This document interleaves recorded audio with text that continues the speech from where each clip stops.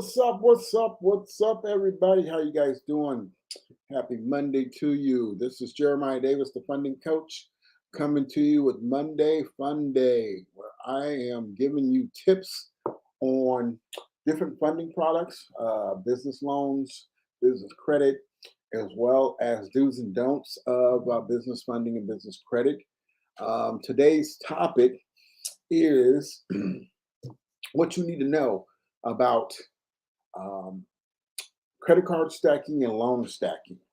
All right. There's a lot of this going around, and there are some new developments in this particular loan product, loan service that I think everyone needs to be aware of because it could potentially have some serious consequences.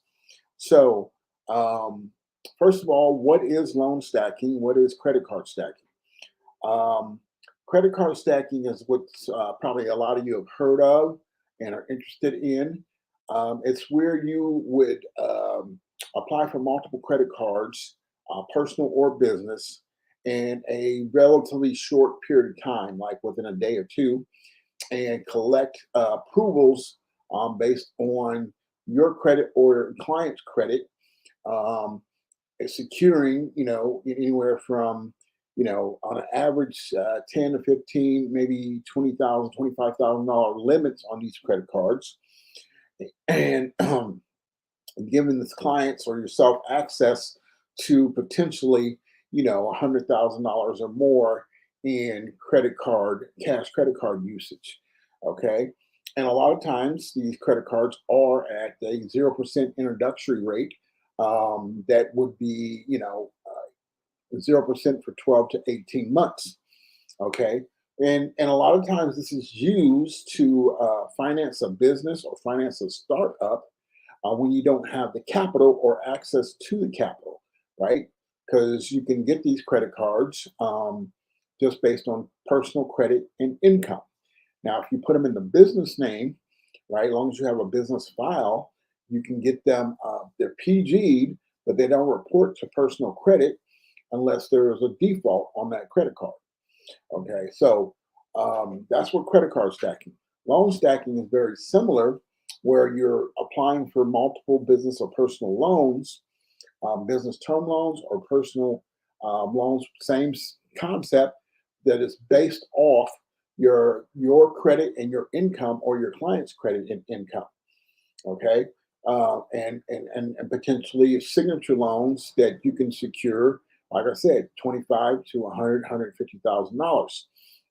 Um, so, and this is cash that's readily available, but there is no introductory interest rate. So these will start with a usually on the low teens, a mid-teen interest rate, because you got to keep in mind these are unsecured personal loans that are not based on business credit or business credit. They're based on personal credit and no collateral, right? So you're not, putting up anything as collateral. You're just saying, I got a 700 plus credit score. I make, 70, 80, $100,000 a year, that you can afford these credit cards, okay, or these loans.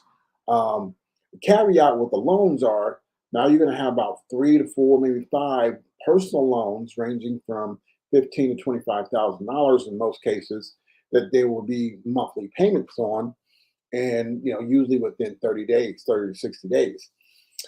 So being able to manage that and using that money to generate more capital for your business is key. Um, okay, so the things you need to know about this type of funding are, because like everything else, this particular type of funding has been somewhat abused. Now there is some pushback on how to do this type of funding, right? Whether you're doing it for yourself or you're doing it for a client, there are laws on the books that kind of govern this type of funding that most of us have not followed. Okay, I'm guilty of it back, several years ago, when I was doing this funding a lot. Um, there was, we wasn't doing it by the book, so to speak. And now it wasn't nothing, um, mischievous or illegal per se about how it was being done. The clients wanted it, we serviced it, and we charged a success fee, right? This is standard practices. This is not outside the realm of possibilities. This is how it's done, right? But what the problem is you're going um, to these banks and these credit card companies for another individual, submitting the applications on their behalf and securing these credit cards and or loans. Um, so the laws that are on the books do not forbid this, right? But there is a protocol that must be followed if you're going to do this type of funding, right? And the reason is too much fraud, identity theft, things like that. Um, what has happened, like I said, this type of funding has been abused, where individuals are getting these large sums of credit cards and cash loans, and then defaulting, not paying them, not able to keep up with them, and then claiming identity theft, right? Saying I never applied for this, and trying to get out of it. So now these lenders and credit card companies are pushing back, saying that this is a problem in the industry, and we want you guys to do something. So the FTC is now monitoring this type of funding, and if you're not following the protocol, you could potentially go to jail, all right, for fraud. All right. Now, the proper way to do it is to get a um, limited power of attorney, right, from the client, and giving you permission to apply for these credit cards and these loans on their behalf. And then you have to disclose that you're applying for a third party. Um, and most likely, they will ask for the contract and then do a three-way verification call with the client, getting a verbal consent for you to do this type of funding for them. If you are not disclosing that, then you're in violation of the law. Okay, so I'm talking about credit card stacking and um, loan stacking. Okay, so if you're not getting a limited power of attorney to apply for lines of credit or credit cards or loans on behalf of the client, and then pretending like you're the client when you're submitting the applications without disclosing that information to the credit card company or the lender, you're in violation of the law. Now, the FTC just closed a brokerage house within the last 2 or 3 weeks that was doing this type of thing. Okay. A newsletter came out in regards to that. I shared that with my software users as well. And I get a lot of calls, and I am no longer providing this type of funding, probably primarily because most of my funding deals come via affiliates. So I am kind of twice removed from direct access to the client. And there are plenty of other funding options available to achieve the same goal. Okay. Now, if you do want to do this type of funding, I would, like I said, suggest you get that limited power of attorney, and then you disclose that when you're contacting the banks. What a lot of people do is, generate a fictitious email to do the correspondence with the credit card company or the bank. Might even do a fictitious phone number so they can catch the phone numbers and or phone calls and pretend like they're the client. Um, can you see how this is problematic? Why banks do not like this? Now they never liked it. So if sometimes if they do a verification call upon a client and they ask them, did anybody else apply for this? And the client says, yeah, I got such and such working on this for me. They're going to deny the loan immediately because you did not apply for it, okay? Or the client did not apply for it directly, okay? So that's been kind of the standard status quo. Um, Now, with the FTC looking at brokerage houses and lenders that supply this loan stacking, credit card stacking type of funding, um, and not having not following the law and the protocol of getting the limited power of attorney, as well as authorization to and disclosing that information to the credit card company and or the bank when you're applying for your client, you're potentially committing fraud and can potentially get jail time. Okay. So this is why I thought it was necessary to do a topic on what you need to know about credit card stacking and loan stacking. Now, like I said, it's not illegal to do it the right way, right? Now, the only question is if you do it the right way, how many of these companies will still work with you even though you follow the protocol? It's 50-50. Some of them just don't like the idea. And we live in a day and age where identity theft is rampant, and it's kind of difficult to verify these things um, without being in person.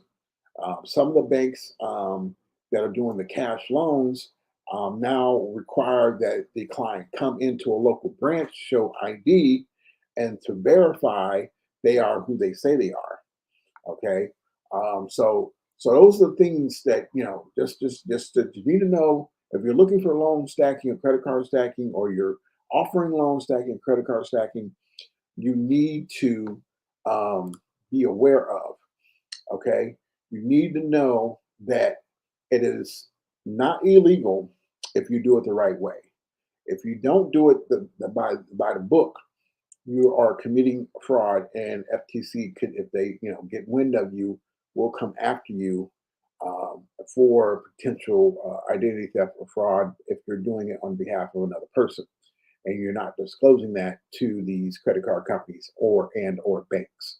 Okay, I'm notifying all of my software users that if you're going to do it, follow the guidelines, get the limited power of attorney, disclose that when you're communicating with a credit card company or a lender, and you can still potentially um, fulfill this type of funding for your client. Okay, if you are not doing that, you should start doing that, or you can just stop doing it altogether and seek more legitimate direct funding. Right.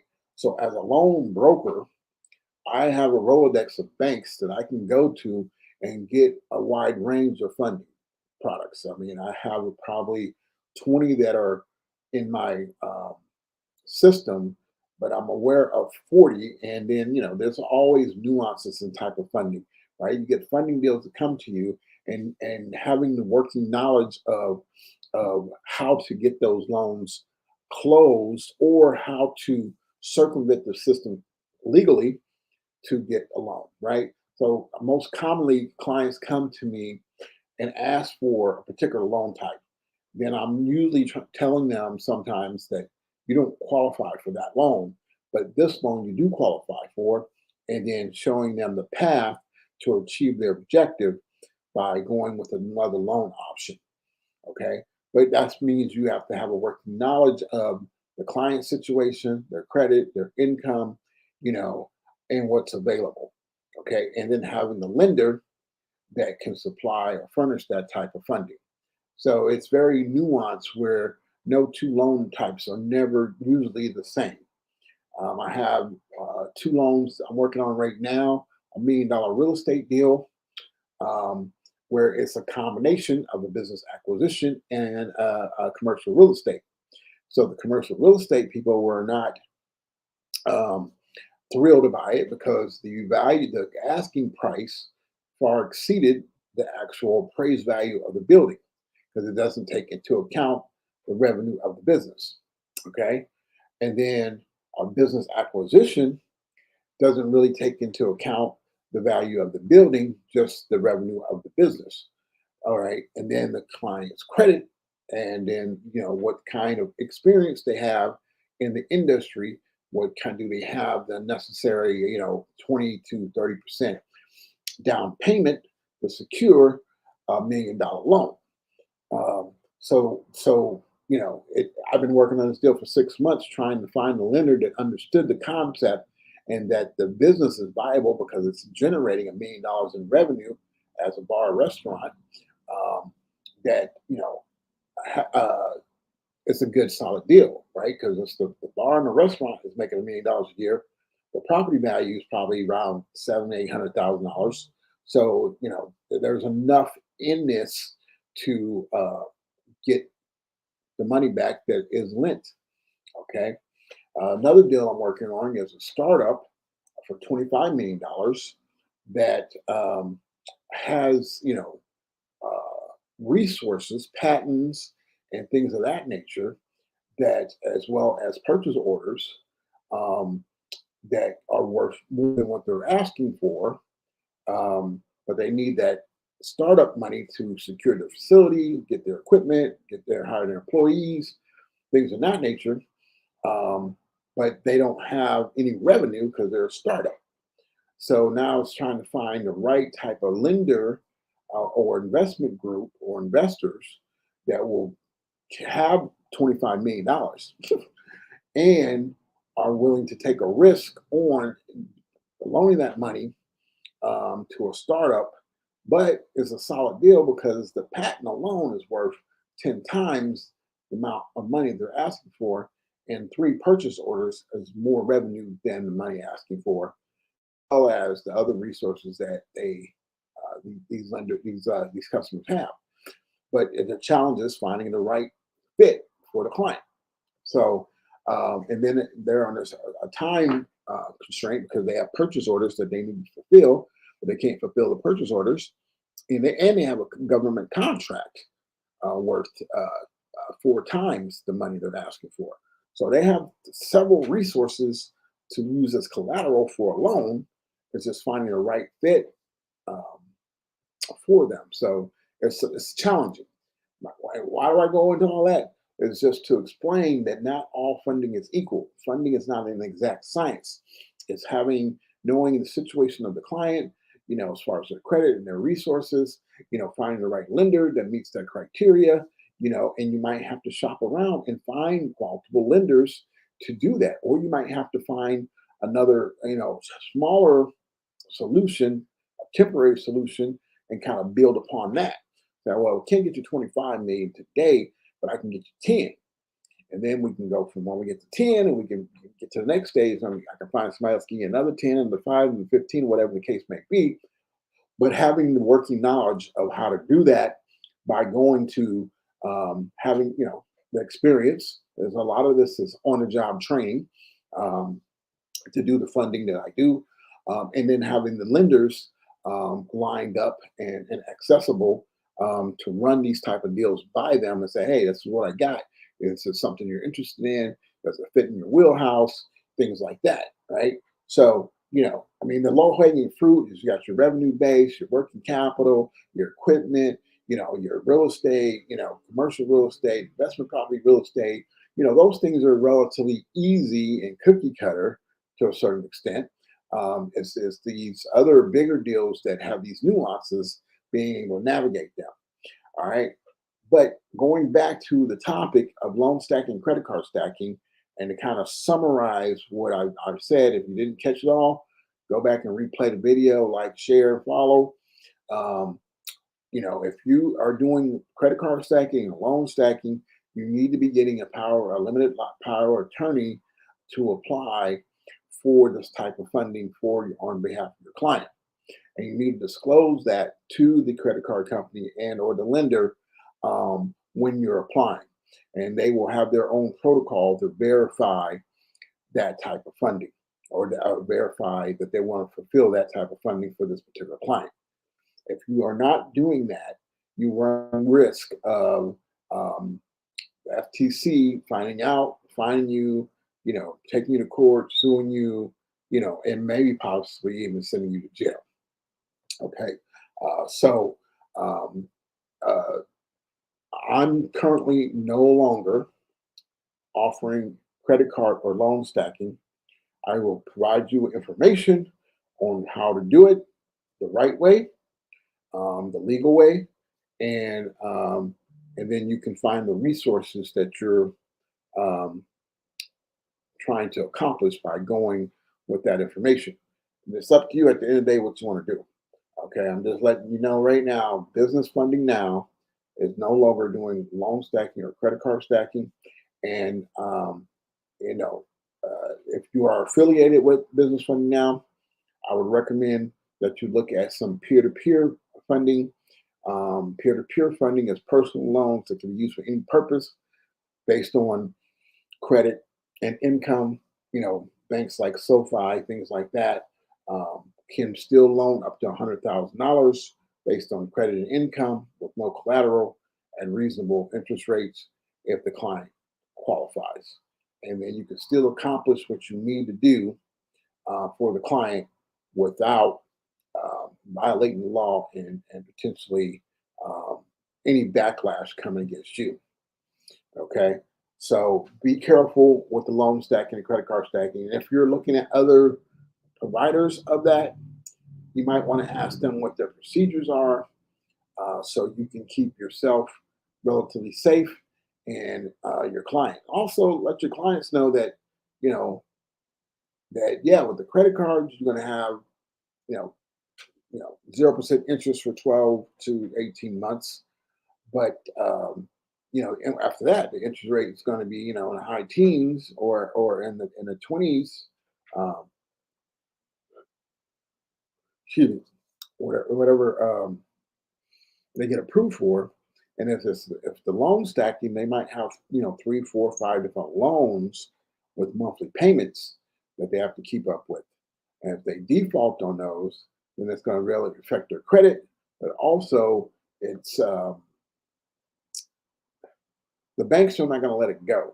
All right, they're not going to let you loan you $25,000 and just say, oh, and then you can just say, oh, I'm going to dispute down on my credit and I'm not going to ignore it and whatever. Um, I don't advise you doing that. Okay, there are plenty of loan options that you can do legitimately to accomplish the goal. You don't have to do this if it's not necessary. Okay, people want it because they think it's easy and but when you know there's a lot of people defaulting on these, and when you have hundreds of people defaulting on high dollar credit cards and signature loans, the banks are going to only lose so much, and they're going to stop doing it, or they're going to put things in place, procedures in place to mitigate their loss and to further verify um, that this person is really applying for the loan and has the resources to repay the loan. Okay, so they might make the criteria harder to get these type of funding. All right, and post pandemic, you need better credit, stronger credit file to get a lot of funding now with the lower interest rates. Okay. All right, you guys. I hope that was helpful and beneficial. I want to thank you guys for watching. Like I said before, like, share, follow, and hey, if you want to know about funding and you want to partner with Business Funding Now, go to the website businessfundingnow.com, click on Become an Affiliate. I have an automated system, a white label application, and we can facilitate the loans for you, and you'll make a nice commission. Okay. So, my name is Jeremiah Davis. I am the funding coach. Thank you for watching. Peace.